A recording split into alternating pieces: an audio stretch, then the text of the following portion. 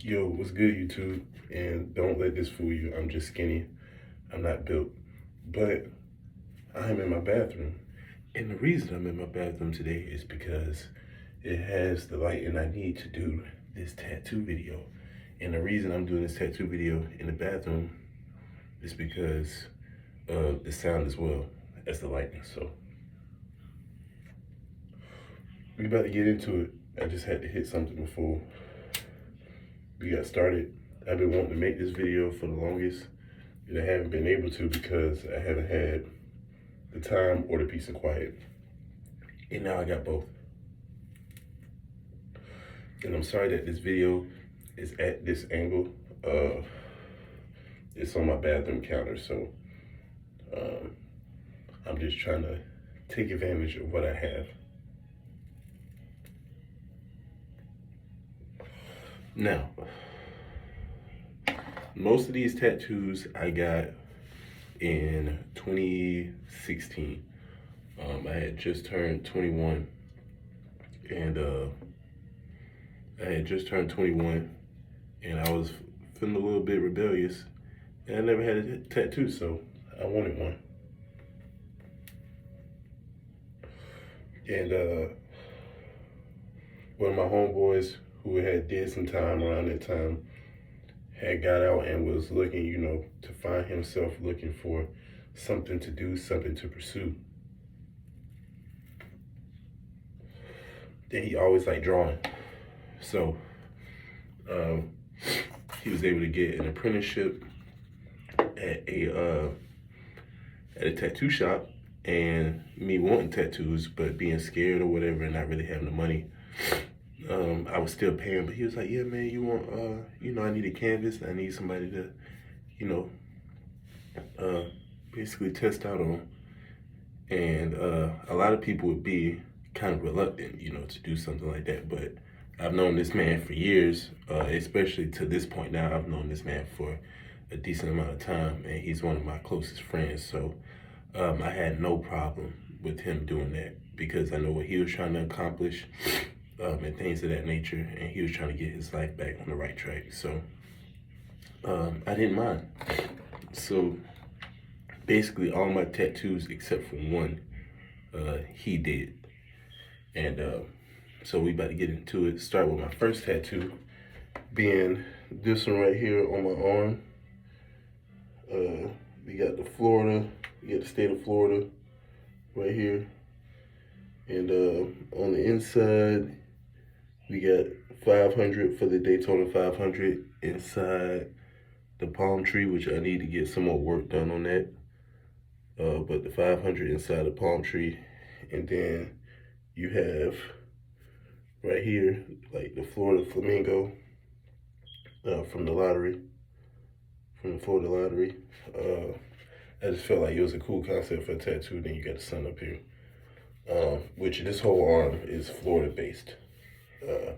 Before I go any further. So that was my first tattoo. Then we go up here. You got the Florida State Seminole. You know what I'm saying? Go Noles. And he's actually a Florida fan. So for him to tattoo this on me definitely meant a lot. And then you have the Florida Marlin. Now, I know they're not the Florida Marlins no more. I know they are the Miami Marlins, but I always liked this logo. I've always liked this logo, especially on the black hat with the teal outline, or the teal Marlin and the white outline. Like, it was always fire to me. So, got that. Then on the inside of my arm right here, you see you got area code 904 for Jacksonville, 3 dice. And then right here, you got a star on fire. This is for one of my, I'm not gonna say closest friends. I'm not gonna make it seem like we were like close, but when I was attending a church, I knew this young man, and he ended up passing away. We shared the same birthday. Like I said, we weren't really close, but he was very much like me in a sense. Always wanted to talk to somebody very nice, very outgoing. Big boy though, big boy, but loved him to death. So RIP me, RIP to you. And then right here, You got the outline of Jacksonville, which I'm going to get that in more detail. Going to get that better. And then we have Florida Boy going across here, which I want to get that better as well. And then right here, which is my most forgotten tattoo, is the villain tattoo. Now, a lot of times when people see this, they're like, yeah, man, you spelled villain wrong, which I didn't. Little backstory on that. So I was born in Daytona, moved to Jacksonville when I was 5. And then I left and ended up moving back to Daytona when I was 12. And then I ended up moving back to Jacksonville when I was 17. And so ever since I was 17 years old, I've been living in Jacksonville. But I still got equal amount of friends back home because I still did go to middle and high school back home. And I went to high school in elementary in Jacksonville. So kind of got an even amount of friends spread between the two cities. And if you know anything about Jacksonville and Daytona, they're not far at all. You can get from one place to the other in like an hour and a half, depending on traffic, because 95 can be a shit show. But yeah, they're not far in between at all. So it's a lot of people, even who I grew up around, were in between Daytona and Jacksonville a lot. You know, it's a lot of people who are Jaguar fans, a lot of people who would like to go to the Florida-Georgia game, which is in Jacksonville. And it just being probably the closest major city besides Orlando, because Orlando is closer to Daytona, but Jacksonville is not far either. So, yeah, it was a lot of people that I knew who went back and forth, you know. But that's basically explaining this is because I'm not a villain, I'm not villainous, but I'm a resident of the city of Jacksonville. So, and then that's my name, Sense the Villain. So, I always thought this was a cool tattoo because I always forget that this is right here. I literally have to look down on the inside of my arm like, dang, I really got that tattoo right there. And it's a really fire tattoo. So that is it for that arm. And then right here, I got a few planets and some stars around it. And then right here, I got Jet Life. Currency being one of my favorite rappers. And I really want to incorporate all this, so I want to get like some clouds and stuff around it, get this done better, and then have like a paper plane coming from like back here and kind of like fill this whole thing in to make this a cool looking half sleeve. And then right here, I got this done by a dude named Corey at Nerds Inc. Shout out to Corey. I don't know if y'all can make that read out what that makes out, but some Roman numerals. Really cool. He did a really good job. So shout out to Corey. I will be going back to him. And this was the last tattoo I got actually. This was in 2020.